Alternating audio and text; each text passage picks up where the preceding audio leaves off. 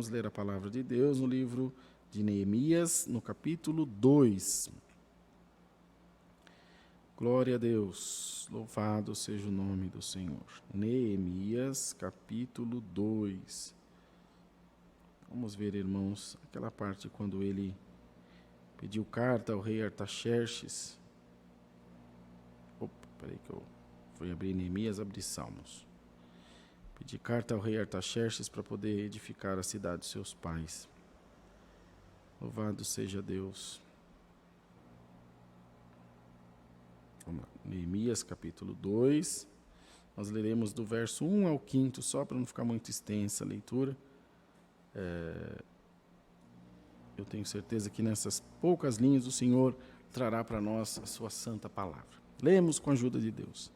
Artaxerxes permite a Neemias ir a Jerusalém e edificar os muros.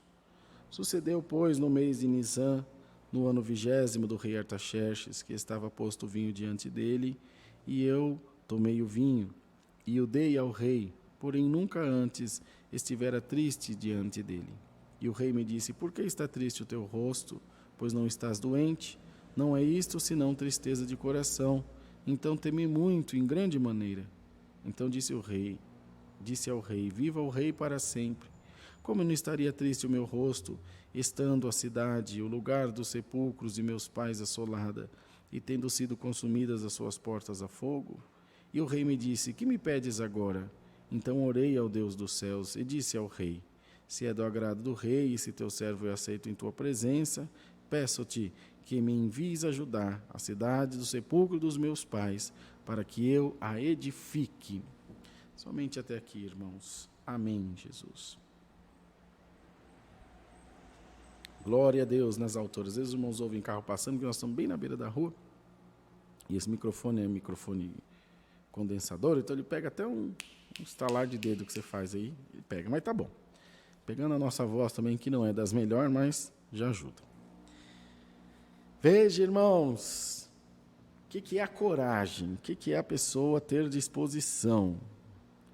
É ver a necessidade e falar: eu estou aqui, eu vou pôr a mão nessa obra, eu vou pôr a mão nessa necessidade, eu vou fazer a minha parte. Pode ser grande, pode ser pequena, mas a minha parte eu vou fazer. Foi o que aconteceu com esse Neemias. Ele era um copeiro, irmãos. Então não era uma pessoa de grande relevância no cenário político, muito embora de muita importância para a vida do rei. Vocês ouviram aqui ler que ele disse: então eu peguei o vinho, tomei e dei ao rei. Então como ele fazia? Ele provava toda a comida que ia na mão do rei. Toda a bebida, porque se tivesse envenenado, ele morria primeiro. A gente fica pensando, e se fosse um veneno que demora para fazer efeito, né? É difícil um veneno que papum assim, né? Mas era o costume. Era a compreensão que eles tinham, era o método mais avançado de proteger o rei de algum atentado, de alguma tentativa de assassinato. Então ele estava sempre com o pescoço na guilhotina. Imaginemos nós, se o rei comesse alguma coisa, depois se sentisse mal, você vai arrumar para sua cabeça, né? Porque podia ter feito mal só para o rei que estava lá, sei lá, com um mal-estar qualquer. Mas falando de força física, de trabalho braçal, ele não era um homem desse setor. Não o desmerece, apenas o qualifica como um homem de trabalhos de dentro de casa, e o que está perfeito, como um garçom, como um maître, como um cozinheiro, sem problema. Assim como o cozinheiro faz um belo prato, o pedreiro faz uma bela casa, e todos são valorizados, né? São importantes, porque ninguém fica sem comer, nem sem morar. Agora imaginemos, lá em Jerusalém, quantos outros homens e mulheres valorosos haviam? Construtores, que eram pessoas importantes para a sociedade, que deixaram a sua marca ao longo dos séculos, ao longo do tempo. Quantas pessoas que poderiam ter tomado essa iniciativa e dito: eu vou fazer esse trabalho. Bom, aqui para nós ficou registrado apenas Neemias, que além de tomar conta, além de tomar essa atitude de começar esse trabalho, ele ainda recrutou outras pessoas para trabalhar. Mais à frente, nós veremos que a cidade passava por um momento político muito complicado, É um momento de guerra, uma guerra interna, uma guerra externa também. Chegou um momento que já não se sabia qual era o inimigo de Jerusalém. Se era de fora, se era de dentro, virou um balaio de gato. Quando a gente perde a guia, perde a direção, então tudo fica turvo, tudo fica complicado. E já vem uma mensagem de Deus para nós por essa palavra. Não perca o teu ponto de equilíbrio, não perca o teu centro com coisa alguma. Pede ao Senhor para tomar a tua mente e o teu coração, para que você sempre raciocine com clareza, com os olhos de Deus, com a mente de Cristo em você. E você saberá discernir o bem do mal. O mal travestido do bem e um bem que parece mal. Quer ver? Vou dar exemplo aos irmãos. Aquela pessoa que vem, bate nas tuas costas e te adula, às vezes é um grande inimigo. E aquele que não te dá muita atenção, você fala, aquele não está nem aí para mim, está sempre orando por você, está sempre à disposição, esperando um aceno teu, para que ele possa vir te ajudar. Isso na vida profissional, na vida pessoal, na obra de Deus, na vida espiritual também. Bendito seja o nome santo do Senhor. Mais à frente nós veremos que chegou o momento, irmãos, que primeiro ele andou pela cidade durante a madrugada, para sondar a cidade, irmão. Nem tudo está aqui, na força dos nossos braços. A maior força está aqui na nossa mente, nossa inteligência, nossa capacidade de raciocinar, de avaliar. Os irmãos veem que o apóstolo São Paulo, o apóstolo Tiago também falou sobre o culto racional. Fazendo um parêntese, um link sobre esse assunto, da racionalidade. O que é um culto racional? Eu sei o que eu faço, para quem eu faço, quando eu faço e onde eu faço. Entende, irmão? Não é todo lugar que vai dar para cultuar. Não é todo lugar que vai dar para adorar. Fisicamente, para que as pessoas possam ver, não é em todo lugar. Então, depois dessa sondagem da terra, depois de, enfim, procurar saber como as coisas estavam, para saber qual estratégia usar, a palavra diz que era uma mão na ferramenta, outra mão na espada, lutando e trabalhando. Então você vê, da onde menos se espera, veio uma libertação, veio uma atitude de coragem. É só lembrarmos de Davi, quantos homens grandes, quantos homens poderosos. Mas foi Davi a quem Deus deu condição de vencer o gigante. Sim, Deus na vida de Davi, mas o coração de Davi no reino de Deus, nas coisas de Deus também, porque quando ele se dispôs, o Espírito Santo veio e o capacitou, irmãos. Glória ao nome do Senhor. E é isso, essa é a mensagem dessa palavra para nós hoje. Coloca-te à disposição do reino de Deus. Coloca-te à disposição do trabalho na obra de Deus, na tua vida pessoal. Glória a Deus nas alturas. Quando nós dizemos, Senhor, estou aqui, envia-me a mim, usa de mim segundo a tua graça. O Espírito Santo vem, desce sobre a pessoa, a capacita, enche de força, enche de fé, enche de estratégia. Vemos Neemias, um homem que saiu do anonimato, um homem que saiu dos serviços domésticos, estava edificando uma cidade novamente, e além de tudo guerreando, lutando com derramamento de sangue. Glória a Deus nas alturas. O problema não é que Neemias era mais forte, era mais capacitado, era mais bonito, era mais crente, mas era o mais disposto. Glória a Deus nas alturas. E a valentia dele começou quando fez um pedido ao rei. Ele estava triste, bendito é o nome do Senhor, porque ele queria trabalhar, ele via necessidade, mas não via condição. Às vezes, irmão, precisa falar, precisa conversar, não seja uma ilha, reparte com os que estão à sua volta as suas necessidades, os seus anseios, e Deus usará de muitas vidas para te beneficiar, irmãos.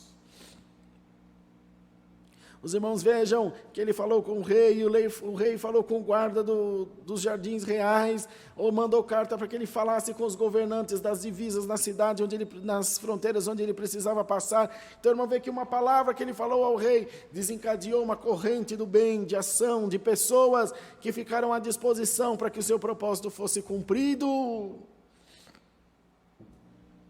Agora, se ele não fala, ficaria tudo da mesma forma. Depois, chegando lá, precisou de construtores, precisou de soldado, precisou de guarda, precisou de vigia. Glória a Deus nas alturas. Então, mais uma vez, o Senhor vem dizer a nós, abre o teu coração para a palavra, abre o teu coração para Deus, e deixa o Senhor te tocar, deixa o Senhor te capacitar, deixa o Senhor ministrar o teu coração, abrir as portas que precisam ser abertas. Nem toda porta você vai abrir no murro, você vai precisar pôr uma chavinha, você vai precisar arrumar um jeitinho para que você consiga abrir.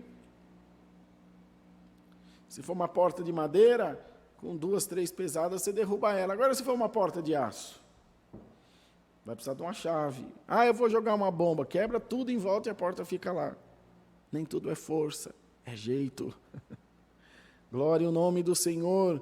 E essa estratégia que Deus quer te dar, a tua maior força está aqui, na tua mente. A tua maior força está no pensar, no refletir, no avaliar, no fazer estratégia, sempre calcular os teus movimentos naquilo que você vai fazer. Não é ser ardiloso, não é ser persuasivo, no sentido mal da palavra, no sentido ruim, mas é ser estrategista no melhor sentido. É pensar, repensar, fazer o caminho, imaginar todas as possibilidades que vierem à sua mente e uma solução para cada uma delas. Então, irmão e irmã, o Senhor te quer fazer edificar alguma coisa. O Senhor quer te fazer colocar a mão para construir alguma coisa. Sabe, irmãos, pode ser que tenha na tua casa, na tua família, alguém passando uma necessidade, uma luta, precisando de uma oração. Nem tudo é dinheiro, nem tudo é força, que é a força que tem o dinheiro. Quantas vezes as irmãs da piedade, os diáconos, vão achando que vão levar comida, vão levar algum provimento financeiro, medicamento, roupa, e a casa precisa de oração. Você vai chegar na casa de um rico, que necessidade material ele tem? Nenhuma, ele já é rico. Mas às vezes precisa de uma oração, precisa de um abraço, precisa de alguém que empreste o ouvido para ele falar, para ele desabafar. Nem tudo é força. Entende, irmão? Nem tudo é dinheiro. Uma ideia muda o mundo, uma ideia muda uma cidade, muda uma família.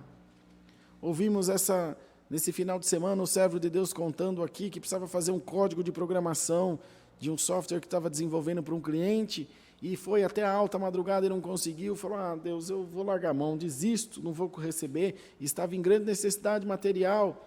O que ele podia fazer? Fazer um empréstimo? Comprar outros códigos, fazer alguma coisa? Entregou na mão de Deus, foi dormir. Quando foi olhando no teto do quarto, foi aparecendo o código completo. O Senhor trouxe para ele aquela inspiração, uma ideia. Ele foi de novo para o trabalho na madrugada, bateu 100% certinho, o nome de Deus estava, está e continuará sendo glorificado. Foi o irmão Eduardo. Foi uma ideia que surgiu na cabeça de Neemias. E ele foi pensando em tudo, falou com o rei, que deu ordem ao guarda do jardim, que deu ordem às fronteiras. Depois, chegando lá com cartas do rei, ele já tinha peso entre a sociedade, era um copeiro. Se fosse um general, se fosse um governador, se fosse um prefeito, um príncipe, só pelo seu cargo, pela sua roupa, pelas divisas, ele já conseguiria todas as portas abertas. Mas Neemias não tinha. Mas ele tinha uma ideia. Ele tinha um propósito, e quando ele chegou com a carta, com a assinatura, com o selo do rei, todos tiveram que prestar continência, dizer: esse homem é importante. Em algum momento, irmão Cosmo, ele fala aqui durante essa pregação, que quando ele chegou lá para edificar os muros da cidade, falou: eu sou um copeiro. Em momento nenhum ele falou nada. Ele só chegou com a carta e falou: não, eu vim aqui com ordem do rei. Irmão, irmã, aleluia. Ele tinha a ideia, mas precisava da ordem do rei. Você tem intenção no teu coração, o Rei da Glória te dá ordem essa noite, no nome de Jesus Cristo. Glória ao nome do Senhor. Isso aconteceu comigo, irmãos. Quando nós fomos cruzar as divisas, que pegamos o avião daqui para ir para Joanesburgo, em missão da obra de Deus, e de lá íamos para Moçambique, para o Malawi, amados irmãos, quando chegamos na imigração, você entra em Joanesburgo, espera o seu avião de novo e sai para a África, para outra parte da África, que seria Moçambique. Então você tem que fazer a imigração. Pode acontecer de você ser rejeitado e ter que voltar no próximo avião para o Brasil. E eu lembro que estávamos o irmão Sampaio e eu, o irmão Sampaio que atendeu o culto domingo agora passado, estávamos o irmão Sampaio e eu, e tinha uma equipe da National Geographic na nossa frente, um canal de televisão famoso, e fazendo lá os trâmites, tinha uns 4 ou 5 pessoas com bastante equipamento. Eles levaram para a sala de imigração, falou. Eles pegaram a mala e foram rejeitados. Eu falei, irmão Sampaio, nós estamos arrumados, irmão. Se essa turma aí foi rejeitada, imagina nós, que nem inglês não sabe falar. Aí chegou a nossa vez, e um homem altão, bem grandão, acho que, acredito que algum tipo de polícia, de imigração, enfim, que é muito devido, ainda mais num aeroporto enorme, chama Ortambo Airport, é um aeroporto quase o tamanho, ou maior que o aeroporto de Guarulhos, muito grande. Ele perguntou o que nós estávamos fazendo lá, e eu, com muito custo, consegui falar para ele em inglês, nós estamos aqui em nome do Senhor Jesus, com meu passaporte na mão. Ele pôs a mão na cabeça assim e falou, bem-vindo a Joanesburgo, e abriu o braço assim, e nós entramos, porque tinha uma carta do Rei da Glória, bendito seja o nome do Senhor.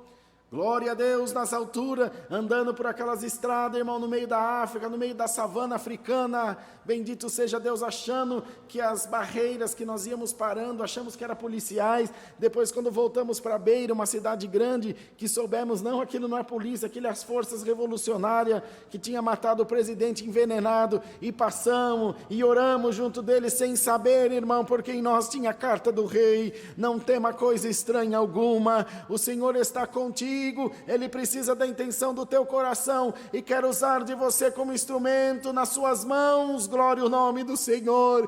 Então pega a tua ideia, põe em prática, fala, liga, arquiteta, manda mensagem, faz o que tem que fazer, o Senhor vai pôr a mão e te abençoará, irmão, irmã.